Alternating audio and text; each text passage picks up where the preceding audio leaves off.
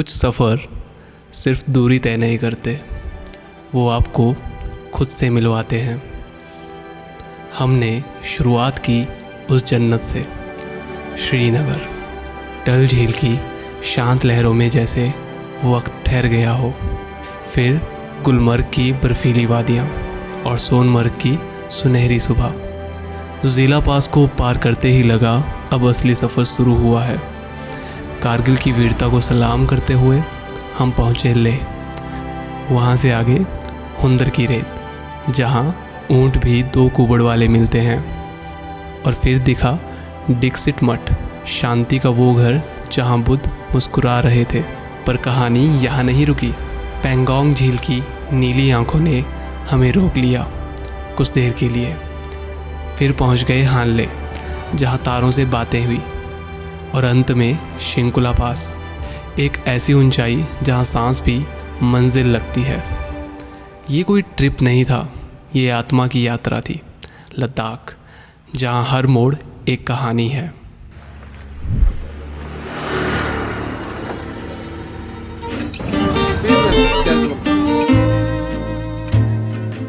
अभी 20-30 किलोमीटर का सफ़र ही तय किया था। रियलाइजेशन हुई कि सफ़र तो 10-12 दिन का है। कपड़ों की ज़रूरत पड़ेगी, कंफर्टेबल कपड़े। तो हम रुक गए रेड टेप पे। तो यहाँ पे हमने 4-5 टी शर्ट्स और 2-3 लोअर लिए, क्योंकि फ़ोटोज़ ज़्यादा लेने होते हैं तो टी शर्ट्स का ज़्यादा काम होता है।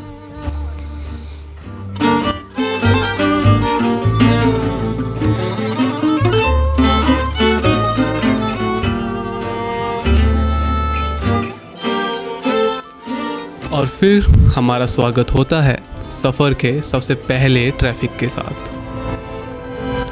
यहाँ पे बनाया जा रहा है 4 लेन हाईवे, तो इस वजह से इस पे काफ़ी ट्रैफिक था। पहले दिन का सफ़र हमारा ख़त्म होता है बसोली, जम्मू में। और ये है आपके सामने अटल ब्रिज, जो कनेक्ट करता है जम्मू को हिमाचल के साथ। हमारे पहले दिन का स्टे था हमारे एक म्यूचुअल फ्रेंड अखिल के घर, जो कि जम्मू में ही था। And look at the surroundings, ये घर बहुत अच्छी जगह पे था और खुद बहुत खूबसूरत था।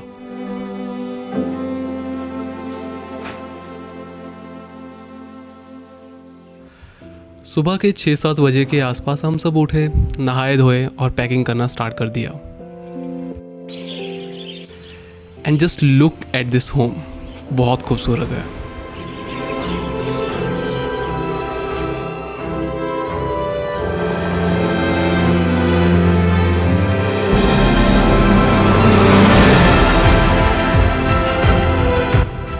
जम्मू से अब हमारा सफ़र था श्रीनगर की ओर। आज रात को हमें किसी भी तरह श्रीनगर पहुंचना था।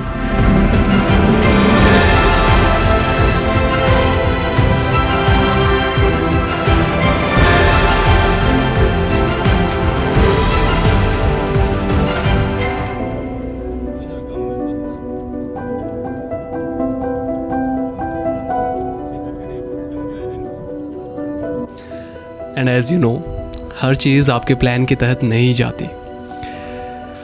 उधमपुर से पीछे बहुत लंबी लाइन लगी थी ट्रैफिक की, और यहाँ पे हमें 1-2 घंटे रुकना पड़ा।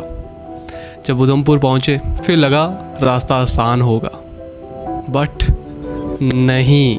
ये देखिए,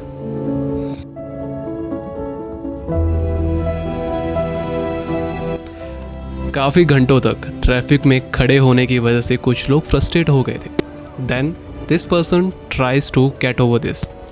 दूसरी लेन में आने के लिए उसने ये ट्राई किया, पर जल्दी ही उन्हें रियलाइजेशन हो गई कि नहीं हो पाएगा, तो उन्होंने गाड़ी पीछे कर ली। ट्रैफिक में हमें फंसे हुए अब 4 घंटे हो चुके थे। ट्रैफिक ज़रा भी नहीं हिल रहा था, तो हमने सोचा टाइम पास के लिए क्यों ना कार्ड्स खेले जाए। कछुए की तरह रेंगते हुए शाम के 5-6 बजे तक हम चेनानी टनल के नज़दीक पहुँचे। ऑलमोस्ट 7-8 घंटे के बाद ये ट्रैफिक खुला एंड हमने क्रॉस की चेनानी टनल।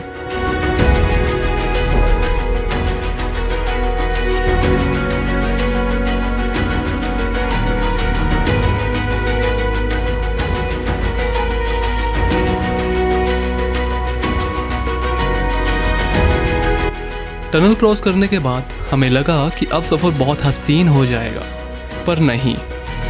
देखिए किस लेवल का कंस्ट्रक्शन चला हुआ है यहाँ पे। रामबान से लेके अनंतनाग तक कंस्ट्रक्शन का वर्क बहुत ज़ोरों शोरों से चला हुआ था।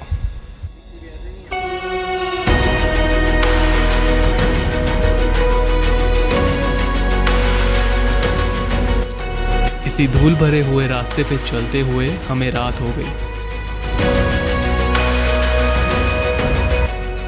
ड्राइविंग करने का मज़ा तब आया जब ये 4 लेन दिखाई दिया।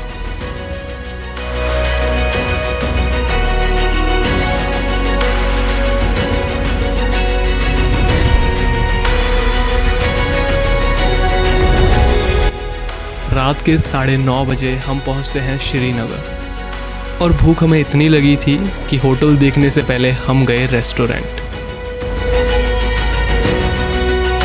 पिछले दिन की थकावट की वजह से हम जल्दी ही सो गए थे, और ये है श्रीनगर की पहली सुबह।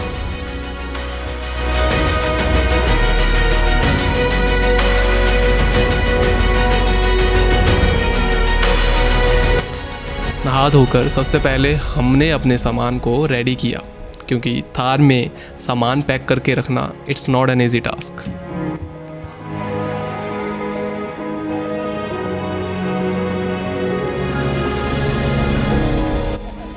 और ये है डल लेक, और इसकी खास बात पता क्या है? इस लेक के अंदर 1 लाख से ज़्यादा लोग रहते हैं। लेक के अंदर ही बैंक, स्कूल, पुलिस स्टेशन सब अवेलेबल है। इवन यहाँ पे ये खेती भी करते हैं। हाँ, पानी के ऊपर खेती। सुनने में थोड़ा अजीब लगता है, पर ये सच है। हमें एक जगह से दूसरी जगह जाना हो तो हमारे पास साइकिल, कार, बाइक, बसेस हैं। यहाँ के लोग एक जगह से दूसरी जगह जाने के लिए यूज़ करते हैं बोट्स का। हर घर में हर एक व्यक्ति के पास एक बोट है।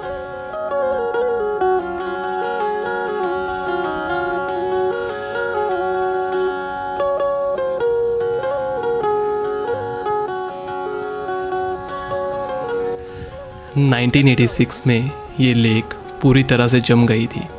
इतनी ठंडी थी कि आप इस पे पैदल चल सकते थे। जिस बोट में हम बैठे हैं इसे शिकारा कहा जाता है। इसकी कीमत होगी 1 लाख से 2 लाख के बीच में। लेकिन ये जो बड़े बड़े आपको बोट हाउस दिखाई दे रहे हैं, इनकी कीमत करोड़ों में होती है।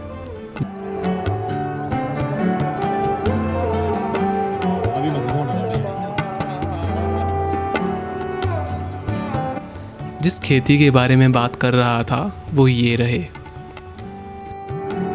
अब जब श्रीनगर आए ही हैं तो वहाँ से कुछ लेना तो बनता है, तो हमने कुछ शॉल वगैरह लिए एंड 2-4 दुकानें देखी, लेकिन वहाँ ख़रीदने का कुछ मन नहीं किया।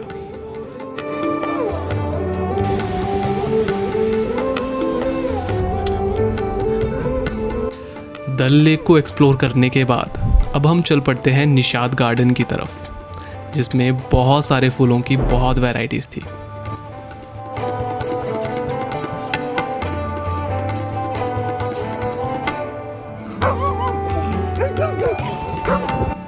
यहाँ पे मैं कुत्ते के पिल्लों को पकड़ना चाहता था, बट मेरा प्यार उसकी माँ को पसंद नहीं आया। और ये मेरी ज़िंदगी में पहली दफ़ा था कि मैं कुत्तों से इतना डरा और उनसे इतना दूर भागा।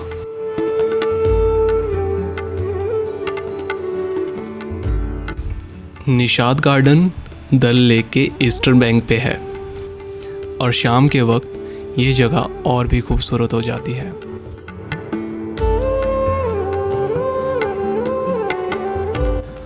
रात का वक्त हो रहा था। हमने डिसाइड किया कि इस वक्त हम जाएंगे जामिया मस्जिद।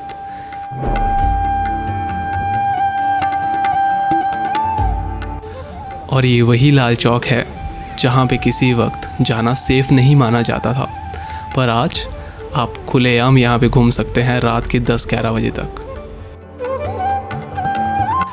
रात को हम भी बोट हाउस में रुके थे, और अब जब भी कश्मीर आएँ तो बोट हाउस का एक्सपीरियंस लेना ना भूलें।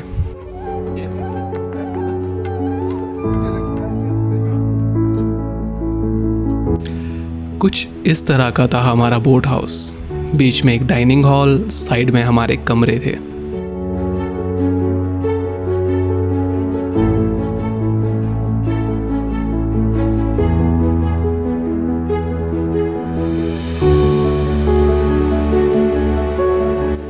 अभी हम निकल रहे हैं गुलमर्ग की तरफ। मैं आपको गुलमर्ग भी दिखाऊंगा, पर उसके लिए आपको वेट करना पड़ेगा दूसरे पार्ट का। तब तक के लिए बाय।